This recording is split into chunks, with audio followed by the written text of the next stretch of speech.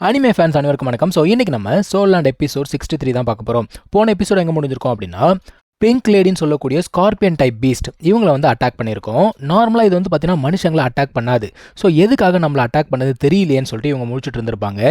இப்போது மாஸ்டருமே அதான் யோசிச்சுட்டு இருக்காரு, எதுக்காக இது நம்மளை சுற்று போடுது, இது நார்மலாக மனுஷங்க இருக்க பக்கம் வராது, எதுக்காக வருதுன்னு யோசிக்கும் பொழுது அப்போ தங்சான் சொல்கிறான், இதுக்கு முன்னாடி அவங்க வந்து பார்த்தீங்கன்னா ஒரு ஸ்கார்பியனை கொண்டு இருப்பாங்க கரெக்டுங்களா, அதோடைய பவரை தான் வந்து ஃபேட்டி அப்சர்வ் பண்ணியிருப்பான். ஒருவேளை அதுக்கு பழி வாங்குறதுக்காக வந்திருக்கோ அப்படின்னு சொல்லிட்டு யோசிக்கிறாங்க. மாஸ்டர் என்ன சொல்றாருன்னா, இந்த சோல் பீஸ்ட் இருக்கு பார்த்தீங்களா, அதுக்குன்னு வந்து தனியான கம்யூனிகேஷன் மெத்தட் அப்படிங்கிறது இருக்கு. மேபி அது சாகிறதுக்கு முன்னாடி ஒரு ஸ்பெஷல் கைட் ஆஃப் சென்ட் எதனா ரிலீஸ் பண்ணியிருக்கலாம், அப்படி இல்லைனா கம்யூனிகேஷன் அப்படிங்கிறத பண்ணியிருக்கலாம். அது வந்து பிங்க் லேடி இருக்கு இல்லையா, அதை வந்து அலர்ட் பண்ணியிருக்கோம் அப்படின்னு சொல்லிட்டு இருக்காரு.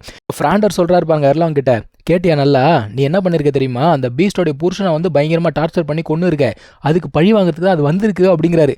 அவளா, ஓ அப்படியா, நானே அதை போய் பார்த்துக்கிறேன், நீங்கள் அதை வச்சு செஞ்சிடற அப்படின்னு சொல்லிட்டு போகிறாங்க.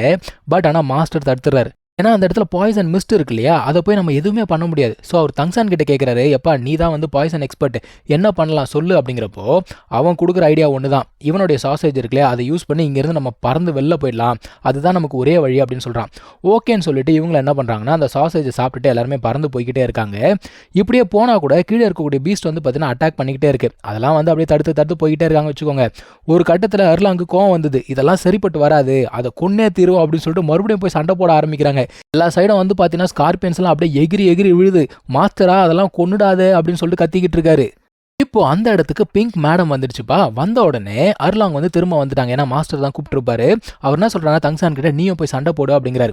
இப்போ தங்சானும் ஃபேட்டியும் போறாங்க. தங்சான் என்ன பண்றான், அவனோட ப்ளூ சில்வர் பிளான்ட் அப்படிங்கிறத யூஸ் பண்ணி அந்த பிங்க் மேடம் பிடிச்சிக்கிறான். உடனே இவன் வந்து பார்த்தீங்கன்னா இப்போ புதுசாக பவர் கிடைச்சது இல்லையா, அந்த ஒரு பவரை யூஸ் பண்ணி என்ன பண்றான், அந்த பிங்க் மேடமை டிஃபீட் பண்ணிட்டாங்க. ஸோ ரெண்டு பேருமே சேர்ந்து அதை டிஃபீட் பண்ணியாச்சு.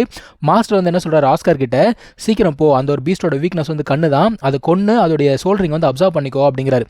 அவனுமே வேகமாக போறான், அதை கொண்டுட்டு என்ன பண்ணுறான், அந்த சோல்ரிங்கை வந்து அப்சர்வ் பண்ண ஆரம்பிக்கிறான். இப்போ ஃபேட்டி வந்து பார்த்தீங்கன்னா சிரிச்சுக்கிட்டு இருக்கான். ஃப்ராண்டர் வந்து தலையிலே ஒன்று போறாரு, என்ன சிரிப்பு, போய் உட்காந்து மெடிடேட் பண்ணு அப்படின்னு சொல்லிட்டு அமுச்சுடுறாரு. லிட்டரலாக நம்ம ஊர் வாத்தியார் மாதிரி. ராங் என்ன கேட்குறான்னா, எதுக்கு மாஸ்டர் இவனை வந்து பிங்க் மேடமோடைய சோல்ரிங் அப்சர்வ் பண்ண சொன்னீங்க, ஏன்னா அது வந்து பார்த்தீங்கன்னா என்னதான் பழைய பீஸ்டாக இருந்தாலும் அந்த அளவுக்கு ஸ்ட்ராங் இல்லையே அப்படின்னு சொல்லிட்டு கேட்குறான்.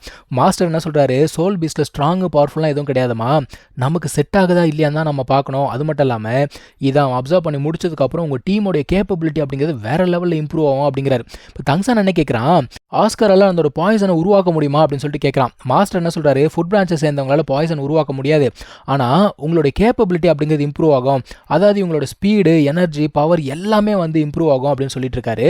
இப்போ ஃப்ராண்டர் என்ன பண்றாரு, மாஸ்டர் கிட்ட நம்ம ஃபேட்டியோட பவரை பற்றி கேட்குறாரு. நீ இப்போ பார்த்து இல்லையா, அவனோட பவரை பற்றி என்ன நினைக்கிற அப்படின்னு சொல்லிட்டு கேட்குறாரு. மாஸ்டர் என்ன சொல்றாரு, இப்போதைக்கு இந்த டீம்ல இருக்கிறவங்க இல்லையே யார்கிட்ட பவர்ஃபுல் ஸ்ட்ரைக் இருக்கு அப்படின்னு பார்த்தீங்கன்னா ஃபேட்டி கிட்ட தான் இருக்கு, அதாவது மூபாயோட பவரை விட இவனோட பவர் வந்து அதிகமாகவே இருக்கு அப்படின்னு சொல்லிட்டு இருக்காரு. இதை கேட்டவொன்னே ஃப்ராண்டருக்கு வந்து பார்த்தீங்கன்னா பயங்கர சந்தோஷம். அவர் என்ன சொல்றாருன்னா, அர்லாங் மட்டும் இல்லை அப்படின்னா இந்த பீஸ் நமக்கு கிடைச்சிருக்காது, ஸோ அர்லாங்க்கு தான் வந்து நன்றி சொல்லணும் அப்படின்னு சொல்றாரு. ஆனால் மாஸ்டர் என்ன சொல்றாரு, நீ அந்த வீக்னஸை கவனிச்சியா அப்படின்னு சொல்லிட்டு கேட்குறாரு. அதாவது ஒரிஜினலாக இந்த ஒரு பவர் வந்து பார்த்தீங்கன்னா அந்த ஸ்கார்பியனோட பவர், அதில் வந்து ரெண்டு பார்ட் இருக்கு. ஒன்று அது என்ன பண்ணும், முதல்ல ஆப்பனன்ஸை வந்து ஸ்டன் பண்ணும், அதாவது ப்ரெஷர் அப்படிங்கிறத யூஸ் பண்ணி அவங்களை அசைய விடாமல் பண்ணிட்டு அதுக்கப்புறமா அட்டாக் அப்படிங்கிறத பண்ணும். ஸோ ஃபேட்டியுமே வந்து பார்த்தீங்கன்னா அவனோட ஆப்பனண்ட்டை டிஃபீட் பண்ணணும் அப்படின்னா ஆப்பனண்ட் கிட்ட போயிட்டு தான் அதை பண்ண முடியும். ஆனால் கிட்ட போகும்போது அவனால் வந்து ஆப்பனண்ட்டை லாக் பண்ண முடியாது, அதுக்கு அவனுக்கு வேற ஒருத்தரோட ஹெல்ப் அப்படிங்கிறது தேவைப்படும். இப்போ என்ன நடந்துச்சு, தங்சான் வந்து அந்த ஒரு பிங்க் மேடமை பிடிச்சிக்கிட்டான், அதுக்கப்புறமா தான் ஃபேட்டி போய் என்ன பண்ணா, அட்டாக் பண்ணான். அதான் வந்து மாஸ்டர் சொல்லிட்டு இருக்காரு, இதெல்லாம் நம்ம வந்து கண்டிப்பாக கன்சிடர் பண்ணணும், இதெல்லாத்தையும் நம்ம ஒர்க் அவுட் பண்ணலாம் அப்படின்னு பேசிட்டு இருக்காரு. ஏன்னா இங்கே இருக்க பசங்க எல்லாருமே வந்து ஜீனியஸாக இருக்கானுங்க, நம்ம வந்து அவங்களோட ஃபியூச்சரை பற்றியும் கொஞ்சம் யோசிக்கணும்னு சொல்லிட்டு இருக்காரு.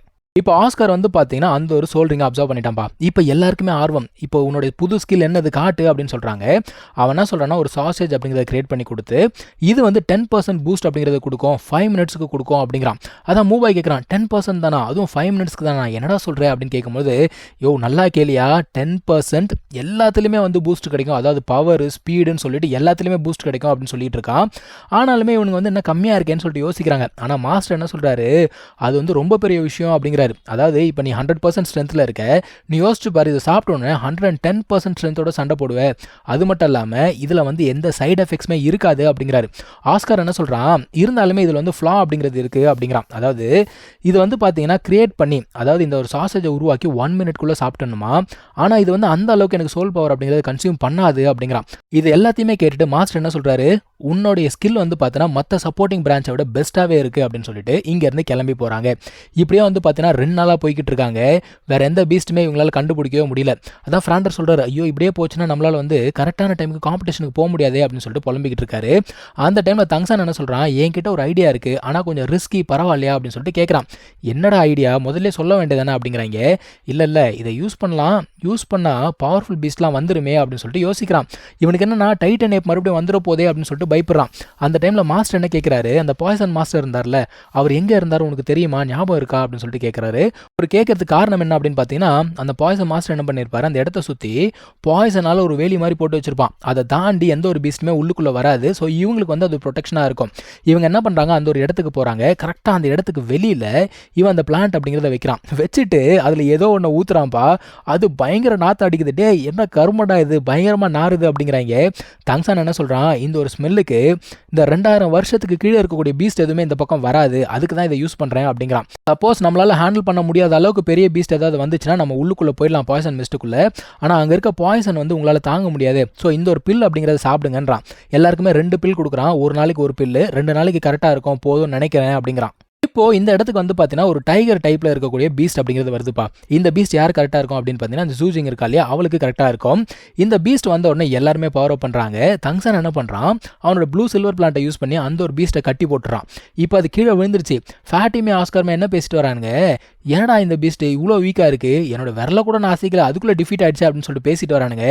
ஆனால் அந்த ஒரு பீஸ்ட் வந்து பார்த்தீங்கன்னா ப்ளூ சில்வர் பிளான்ட்டெல்லாம் உடச்சிக்கிட்டு இவனுங்களை அட்டாக் பண்ணலாம் அப்படின்னு சொல்லிட்டு வருது. இவனுங்க அப்படியே கீழே விழுந்து பார்த்துக்கிட்டு இருக்கானுங்க. அங்கே தான் இந்த ஒரு எபிசோட் அப்படிங்கிறது முடியுது. நம்ம அடுத்த எபிசோடில் மீட் பண்ணலாம். தேங்க்யூ ஸோ மச் ஃபார் வாட்சிங். Take care. பை.